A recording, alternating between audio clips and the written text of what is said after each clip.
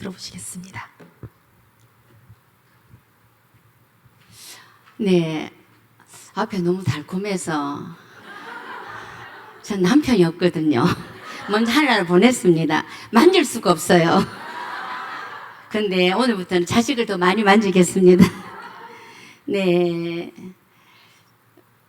저는 이 간증을 한 일주일을 해라 해도 다 할 수 있을 정도로 교회 부설 어린이집에 원장으로서 한 20년간 근무를 했습니다. 수고하고 무거운 짐 다들아 다 내게로 오라. 내가 너희를 쉬게 하리라. 내 멍에는 쉽고 내 짐은 가벼우리라. 이 말씀을 가지고 저는 기도하고 있고 제가 이번에 좀 많이 아팠거든요. 근데 우리 에스더행전에서 기도를 정말 많이 해주셔서 제가 열이 40도가 넘고 기침을 너무 많이 해서 이 온몸이 그냥 움직일 수가 없어요. 숨을 쉴 수가 없고. 그랬을 때 제가 이러다 죽을 수도 있겠구나라고 유언장을 쓰고 이랬거든요. 그러는 사이에 에스더행전에서 글이 올라오면서 제가 그 글을 보는데 그날 첫날 제가 그 글을 보고 하나님께 2시간 동안 대성통곡을 했습니다. 하나님, 정말 내가 너무 힘들어서 지쳐서 하늘도 이렇게 쳐다볼 수 없을 만큼 몸이 아픈데 하나님께 나에게 새 힘을 주시려고 이렇게 중보 기도가 너무 중요하다는 걸 하나님 가르쳐 주셨군요. 이러면서 제가 정말 펑펑 울었어요. 그래서 우리 아이들이 다 무슨 일이 났는 줄 알고 옆방에 있던 아이들이 저한테 쫓아오고 이랬습니다. 너무 길 것 같아서 제가 적어 왔습니다. 저는 말이 좀 많거든요. 예, 그래서 저희 중보 어린이집은 그 2007년 3월 14일 첫 문을 열면서 죄송합니다. 제가 눈이 그게 와가지고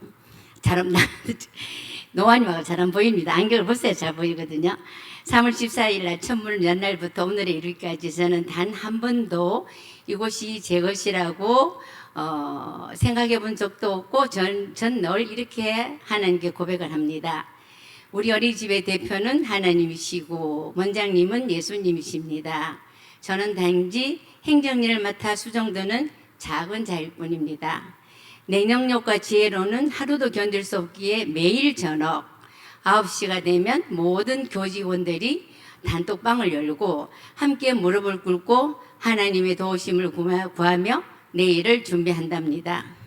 나 같은 죄인을 구원해 주신 것만으로도 너무 감격스러운데 다음 세대를 맡아 양무리를 치는 사명자로 세워줬으니 정말 그냥 감사할 따름입니다. 저희 어린이집은 매년 입학식 대신 입학 예배를 드립니다. 단순한 시작 행사가 아니라 새학년의 모든 과정을 주님께 가장 먼저 보고 드리는 시간입니다. 졸업식 역시 세상의 끝이 아니라 하나님께 올리는 보고 예배를 드립니다. 입학 예배를 통해서 신앙생활을 쉬고 계시던 부모님들이 목사님 말씀을 듣고 감동을 받고 회심하여서 다시 교회로 돌아온다든가 어느 날은 살이 한가만이 와 있더라고요. 그래서 찾을 수가 없었어요. 그래서 교회 CCTV를 돌려보니까 우리 어린이집 학부형이 갖다 놓으셨더라고요. 왜 그러냐고 물었더니 너무 나를 다시 불러주신 하나님이 감사해서 라고 대답을 하시더라고요. 그래서 제가 그걸 가서 애들에게 맛있는 밥을 지어주고 떡을 지어서 나눠 먹었답니다. 그래서 저희는 이 예배야말로 어린이집의 심장이요 존재 이유입니다. 어느 날 예배를 준비하며 기도하는 중 저는 환상을 봤습니다. 그 다른 하나님의 눈이 우리 아이들의 예배를 바라보고 계시더라고요. 얼마나 하나님의 눈이 크시냐면 이 교회보다 더 큰 하나님의 눈인데 눈이 두 쪽도 아니고 한쪽 눈이 그만큼 컸어요. 그래서 우리 아이들을 이렇게 바라보고 계시는 것을 보면서 저는 정말 말없이 울었습니다. 하나님이 우리 예배를 받으시는구나. 그렇기 때문에 내가 이 예배를 소홀히 할 수가 없구나. 예배 시간을 지켜야 되고 예배 날짜를 제가 절대로 변개하지 않습니다. 그래서 저는 사람이 보지 않아도 하나님은 언제나 우리 예배를 가지고 보고 계시고 그래서 세상의 잣대로 아이들을 저희들은 판단하지 않습니다. 한 번은 불미스러운 일로 화가 난 학부모님이 찾아왔습니다. CCTV를 공개해달라고. 해당 아이를 퇴소시키라고 거세게 요구했습니다. 그때 저는 사직서를 써서 그 부모님들 앞에 냈습니다. 그래서 그 부모님에게 제가 이랬습니다. 어머니, 모두 교회는 누구든지 오라 하는 교회인데 어찌 우리가 사람을 가려서 봤습니까? 어찌 우리가 가려서 누구는 되고 누구는 안 된다 합니까? 저희는 세상의 잣대로 판단할 수가 없습니다 라고 이야기를 하면서 제가 그분에게 아주 단호하게 이야기를 했더니 그분이 저한테 하나님께서 마음을 주셨는지 저한테 죄송하다라고 하고 문제는 일단락 되었습니다. 그때 저를 도와주신 분이 김금희 소장님과 포도남 원장님과 또 몇 원장님들이 엄청 수고해 주셨습니다. 저는 한 달 이상을 눈물로 살았던 시간들이었습니다. 한 분은 우리 그리고 또한 입학 전날 저희들이 교회 부설에 엄마가 보낸다고 교회에 불을 지른다고 학부형이 저한테 협박 전화가 왔습니다. 그래서 제가 모든 교직원을 모았습니다. 우리 마당 밟기를 합시다. 그래서 그 전날 마당 밟기를 교회에서 했습니다. 근데 저희들은 어린이집 예배는 입학 예배는 꼭 3월 1일 날 하거든요. 그래서 제가 요한선처럼 이렇게 옷을 입고 우리가 태극기를 들고 부모님들도 나라와 민족을 위해서 외치고 대한독립 만세를 외치고 이렇게 하면서 저희들이 예배를 드리는데 이 예배를 드린다는 이야기 듣고 그 부모님이 어린이집에 불을 지른다고 하시더라고요. 그래서 한번 질러보시라고 속으로 겉으로는 그 말을 못하고 그래서 마당밟기를 했는데 정말 그날 잘 지나가고 5월에 저희들이 학부모 상담이 있습니다. 저희들은 미술 심리를 하면서 제가 부모님들에게 전도를 하기 위해서 미술 심리 상담을 합니다. 그 상담을 통해서 아버님을 만났습니다. 아버님이 저의 손을 잡고 원장님 제가 오해를 했더라고요. 저는 교회 가면 큰일 날 줄 알았어요. 우리 아이가 막 그냥 맨날 교회만 간다 하고 맨날 자기 좀 불건데 그럴까봐 겁을 냈는데 아이가 너무 평범하고 잘 발달되고 단 하나 매일 어린이집에 가고 싶어요. 절대 결석하지 않는 아이로 바뀌었답니다. 자, 우리가 어떤 부모가 또 있었습니다. 부부가 칼부림을 하며 이혼 직전까지 갔습니다. 그래서 아이가 와서 우리 엄마 아빠가 어제 서로 칼로 찔렀어요. 근데 다치진 않았어요. 이러더라고요. 그래서 제가 부모님을 불렀습니다. 왜 그러셨냐고. 저는 직설적으로 이야기를 했습니다. 그래서 어머니가 이만저만하고 이만저만해서 그렇다고 말씀하시더라고요. 그래서 제가 어머니에게 이랬습니다. 어머니, 그러면 이혼은 한 달 뒤 해도 괜찮고 2달 뒤 해도 괜찮지 않냐. 그러니까 그러기 전에 어머니가 저희 교회 나와서 예배를 한 달만 좀 드려보세요. 아니 추억도 쌓는다는데 자식을 위해서 부모가 그것도 못할 일이 뭐가 있습니까? 라고 이야기를 했더니 이 어머니가 저하고 관계가 좋으니까 한 달을 교회를 나왔습니다. 나왔는데 4주가 돼도 연락이 없는 거예요. 제가 전화를 했죠. 어머니 왜 이혼 안 하세요? 라고 이야기를 제가 던졌어요. 저는 분명히 예수님을 영접했다고 믿었고 그럴 일이 없다고 생각했지만 농담조로 이야기를 했더니 어머니는 뭐라고 하시냐면 원장님 알고 보니까 저는 우리 신랑이 죽일 놈인 줄 알았어요. 근데 알고 보니까 제가 나쁜 여자더라고요. 제가 나쁜 엄마였어요. 이렇게 해서 그 사람은 우리 교회에 등록을 하고 교회를 잘 다녔습니다. 이렇게 중보어린이집에는 알 수 없는 여러 가지 일들이 많이 일어나고 있고 저는 그것을 위해서 날마다 우리가 아이들에게 말씀을 가르치고 있으면 이게 왜 안 넘어가지?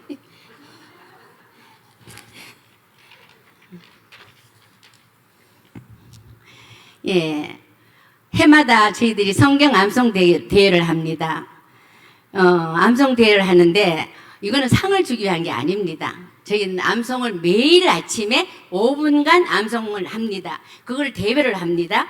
그런데 어느 날 아이가 119를 타고 가는데 119 속에서 막 외치더래요. 그래서 뭔가 싶어서 엄마가 귀를 기울여서 들어보니까 성경 암송을 하더랍니다. 그 큰 긴 성경을. 우리가 7세가 되면 고린도전서 13장을 외우거든요. 길잖아요. 그렇죠? 혹시 원장님들 다 외운 사람 계세요? 우리 애들 다 외웁니다. 예. 그래서 아이들이 그 아이가 그걸 막 외우더래요. 그것만 예수를 믿지 않아요. 깜짝 놀랐어요. 또 한 번은 어떤 일이 있었냐면, 엄마랑 아이랑 팔공산에 불공을 데리러 간 거예요. 막 올라가는데, 아이가 계속 주기도문을 주기도문을 부르니까 엄마가 그냥 이게 막 머리에서 불이 난 거예요. 그래서 엄마는 그냥 계속 불경을 외우고, 아이는 계속 주기도문을 외웠어요. 그랬는데, 결국은 이 아이가 엄마를 교회에다 전도를 했습니다.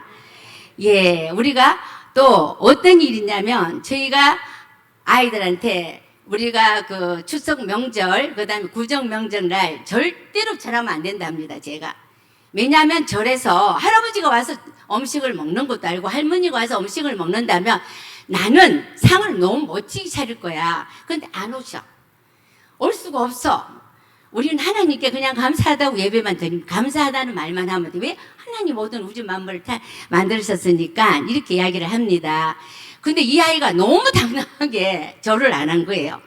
그래서 할아버지도 막 화가 나가지고 아이를 보고 눈을 부릅뜨고, 엄마는 민망해서 아파트 등 뒤에 숨고, 근데 결국은 이 아이가 교회를, 식구들을 다 전도를 했습니다.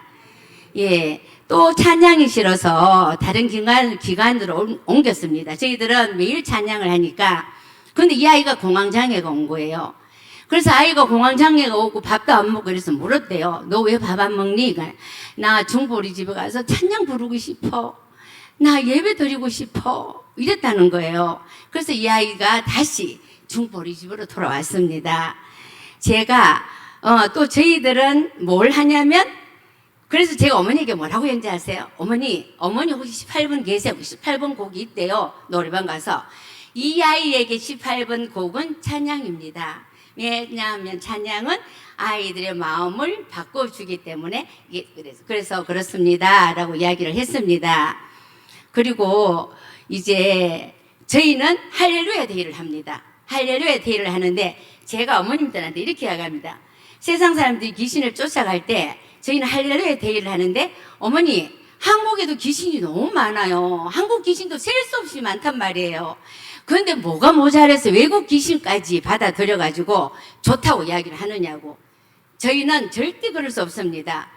우리는 하나님을 경배하고 우리는 이것을 절대 할 수 없다고 해서 지금 6년차, 올해 하면 6년차 저희들이 할렐루야 데이를 합니다. 그래서 그날은 너무너무 큰 파티를 열고 그렇게 합니다. 저는 원화모집이 되면 하나님 앞에 무릎을 꿇습니다. 하나님, 2020 몇 년 원화모집을 합니다. 하나님, 제가 어떻게 할까요? 저는 사실 하나님 보세요. 잘난 것도 없고 많이 배우는 것도 없고 아무것도 없는데, 하나님 제가 어떻게 할까요? 저들한테 저는 복음을 너무 전하고 싶어요. 어떻게 할까요? 라고 말하면 하나님은 저에게 감동을 줍니다. 어느 날 여리고성을 돌아라 하는 말씀에 제 마음에 감동해서 황성동 일대를 돌았습니다. 저 어린이 두 번으로 해서 아주 길게 해서 제가 7일간 돌고, 마지막 날은 3시간 반을 돌고, 저 혼자서 돌다 보니까 기절할 정도로 다리가 아프기도 하더라고요. 근데 그의 아이들을 100% 모았습니다. 또 제가 코로나 때 너무 아이들이 없었잖아요. 그래서 하나님께 여쭸어요. 하나님 어떻게 할까요? 정말 가슴이 답답하거든요. 그랬더니 하나님이 이삭 줍기를 하라더라고요. 그래서 제가 정말 이삭을 줍는 마음으로 기다렸더니 그에도 90% 아이들을 채웠습니다. 또 올해는 하나님께서 또 제가 기도를 합니다. 하나님, 올해는 무엇을 할까요? 라고 여쭤보면 하나님이 또 저한테 감동을 줍니다. 그 해는 3일간 어린이집에서 철야 예배를 드리라 하더라고요. 그래서 원장실에서 제가 3일간 철야 예배를 드렸습니다. 드렸는데 그 해도 역시 하나님이 채워주셨습니다. 그래서 돌이켜보면 지난 20년은 눈물 없이 지난 날이 하루도 없었습니다. 그리고 하나님께 저에게 올해는 알곡과 쭉정이라는 말씀을 주시면서 너 첫사랑으로 돌아가라 하는 마음을 강하게 주셨습니다. 그 말씀에 순종하여 매일 도움이 필요한 저희 어린이집의 아이들 중에서 문제가 있구나, 경계선 아이가 있구나, 이런 아이들을 하루에 20에서 30명씩 제가 어린이집 복도에 애들을 줄을 쫙 세워놓고 한 명씩 기도를 합니다. 그런데 이 기도를 3월 2일부터 시작을 했습니다. 저희들 입학식이 끝나고 그해 월요일 날부터 시작을 했는데 너무나 신기한 일이 생겼습니다. 어떤 아이는 안경과 안대를 끼고 다녀서 이렇게 시커멓게 대고 다녔는데 일주일이 지나고 나니까 그 아이가 안대를 벗고, 또한 어떤 아이는 평생 과자만 먹었습니다. 밥을 먹어본 적이 없답니다. 근데 이 아이가 밥을 먹기 시작했고, 또 우리 아이 중에서 어떤 아이가 0세 아이인데 아이가 어떤 일이 있었냐면 태어날 때에 정상적으로 태어나지를 않았습니다. 그런데 이 아이를 두고 저희들이 매일 밤 9시에 기도할 뿐만 아니라 제가 매일 아침에 기도를 했더니 이 아이가 뭐라고 하냐면 너무나 그 관절이 안에 있는, 속에 있는 모든 장기가 정상으로 태어나지 않았기 때문에 그 아이는 정상적으로 살 수가 없다고 했습니다. 근데 하나님이 너무나 놀라운 일을 주셨습니다. 그 엄마 아빠가 안 믿고 할머니가 예수를 믿어서 그 아이를 저희 중부교회 전도도 하고 이랬는데, 이 아이가 집에서 주기도문을 엄마가 아이가 아멘 소리를 배워서 아 이러거든요. 하늘에 계신 우리 아버지 이러면 아, 이름을 거룩히 하옵시며 하면 아 이러는 거예요. 그래서 그 아빠가 그게 너무 듣기 좋아서 엄마랑 아빠랑 매일 주기도문을 외우기도 한답니다. 또 인지지능인 아이가 있었습니다. 그 아이는 정말 아마 발달장애로 자랄 것이다 라고 이야기를 했는데, 저희들이 온 교직원들이 기도하고 저희가 매일 기도하다가 이 아이를 서울대 병원에서 검사를 보고 인지검사를 하고 이 아이가 문제가 발생할 것이다 라고 예측을 하고 갔는데 서울대 병원에서 문제 없다고 나왔습니다. 그래서 뭐라고 이야기했냐면 이 아이 도대체 어디에 보냈습니까? 문화센터에 보냈습니까? 어디에 보냈습니까? 했더니 이 엄마가 너무 기분이 좋아서 중부 어린이집에 보냈습니다 라고 이야기를 했더니 그 서울대 선생님이 중부 어린이집에 계속 보내라고, 0세입니다 얘도. 그런데 이런 일이 자꾸 하나님께서 우리에게 이런 일을 보여주십니다. 근데 이것은 제가 하나님 앞에 무릎을 꿇기도 하지만 교직원들이 무릎을 꿇고 아이들이 기도를 받을 때에 아이들은 순수하잖아요. 하나님이 꼭 고쳐주실 거다, 하나님이 하실 거다 하는 믿음 있기 때문에 이러한 일이 일어납니다. 얼마 전에 이혼위기에 있던 가정을 찾아가서 제가 아버님께 이렇게 했습니다. 아버님, 제가 매일 기도하고 있어요. 아버님, 아이들을 생각해야죠. 이랬어요. 그랬더니 자기가 사업이 너무 바빠서 어떻고 저쩌고 하면서 엄마를 핑계를 대시더라고요. 그래서 사업가의 버전으로 나가대요. 아버님 돈 버신데 투자 많이 하시죠? 그러니까 아버님이 이번에는 자식을 위해서 투자하세요. 아버님이 일주일에 한 번씩 중부 교회에 나와서 1시간만 일주일에 한 번 예배를 드리세요. 이 1시간이 당신의 평생 살아가는 동안에 당신의 가정을 살릴 뿐만 아니라 당신의 가정을 행복하게 하고 당신의 모든 것을 보장해 주실 겁니다 라고 이런 이야기를 했습니다. 그랬더니 이 아빠가 교회 나오기로 저하고 약속을 했습니다. 이 모든 일은 제가 한 것이 아닙니다. 부족한 제가 기도에 무릎을 꿇었을 때, 그리고 못 받아도 아이들이 하나님이 꼭 들어주시는 순수한 믿음을 가졌을 때 이루어지는 것입니다. 사실 저는 예전에 가정 어린이집을 할 때에 아이들의 영혼보다 신발장에 놓인 신발수를 세며 돈과 경영으로 아이들을 계산했던 부끄러운 죄인입니다. 그러나 하나님께서는 저를 깨뜨려 해결시켜 주셨고 한 생명을 천하보다 귀하게 사랑하는 아버지의 마음을 주셨습니다. 제가 사역하는 경주는 불교 색채가 매우 강한 도시입니다. 불교 유치원 아이들이 합장하며 법서에 오르는 것을 보면 저는 거룩한 분노가 생기고 안타까움이 생겨서 가슴이 치밀어 오릅니다. 왜 하나님 만든 이 세상을 쟤들이 장악을 할까? 이런 생각이 너무 듭니다. 선교사님들이 피와 땀으로 세운 이 땅의 다음 세대를 빼앗길 수 없기 때문에 저는 날마다 하나님 앞에 울부짖습니다. 심장이 터질 것만 같습니다. 이렇게 귀한 의장을 우리에게 주셨는데 우리는 어찌 멈출 수가 있겠습니까? 저는 아이들에게 이렇게 이야기합니다. 얘들아, 너희들이 하나님 앞에 무릎을 꿇으면 세상 사람 앞에 무릎을 꿇을 일이 없단다. 너희가 하나님 앞에만 무릎 꿇으면 너희의 평생은 하나님이 너희를 축복해 주실 거다라고 합니다. 그래서 너희의 하나님은 아버지시니까 어디든지 기죽지 말고 얘들아 당당하자. 너는 이 나라의 별이요 꿈이요 희망이란다. 저는 이렇게 매일 아침에 아이들과 같이 똑같은 말을 매일 반복적으로 방송을 통해서 하고 있습니다. 사랑하는 원장님, 저는 이제 세상의 노후 대책이 아니라 영원한 하늘나라에 입성할 노후 대책을 저는 준비하기 시작합니다.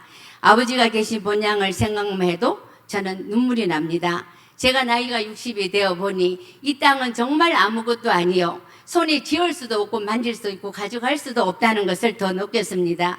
저는 인생을 살면서 고난을 좀 많이 받았습니다. 근데 사람들은 저보고 그래요. 원장님 어떻게 교회 부설 원장 하는데 그렇게 고난이 많아요? 이렇게 이야기를 한 분도 계십니다. 근데 저는 그때마다 하나님이 내가 정말 하나님 앞에 거룩하지 않고 정직하지 않았기 때문에 하나님께서 나를 교만을 깨뜨리려고 나를 아주 아버지 나라에 예쁘게 데리고 가시려고 그러셨나 보다라고 생각합니다. 나는 심었고 아볼로는 물을 주었으되 오직 하나님은 자라나게 하셨나니 우리가 한 영혼을 위해 눈물로 심고 물을 줄 때 자라나게 하시는 분은 오직 하나님이십니다. 남은 삶도 내 힘과 경험을 의지하지 않겠습니다.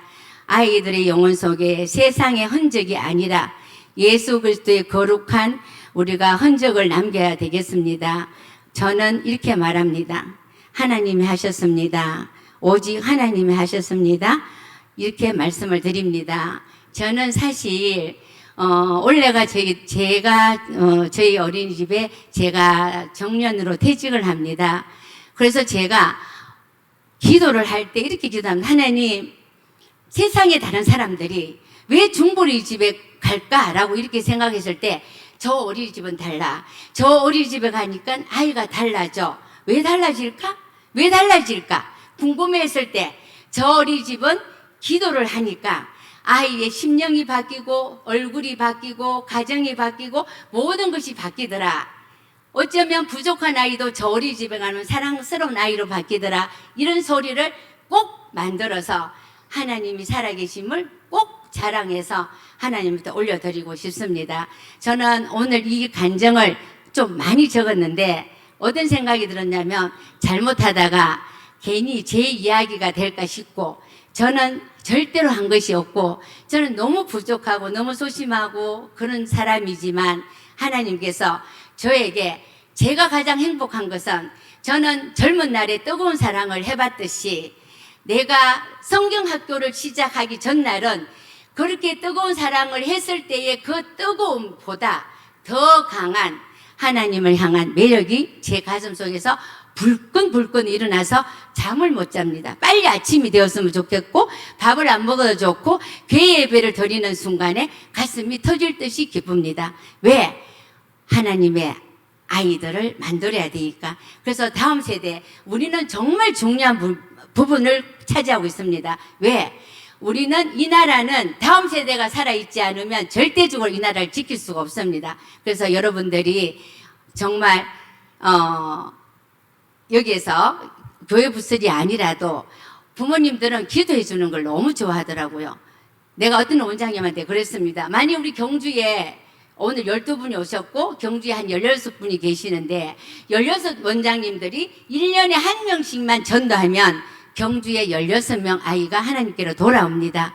아마 그 16명이 나중에 160명의 사람을 전도하고 1600명을 전도할 수도 있습니다. 그것은 하나님이 역사하실 겁니다. 그래서 우리가 그런 마음을 놓지 않고 정말 이 일은 하나님 나에게 준 값진 일이라 생각하시고 여러분들이 정말 감사하는 마음으로 이 일을 잘 여러분들이 했으면 좋겠습니다. 감사합니다.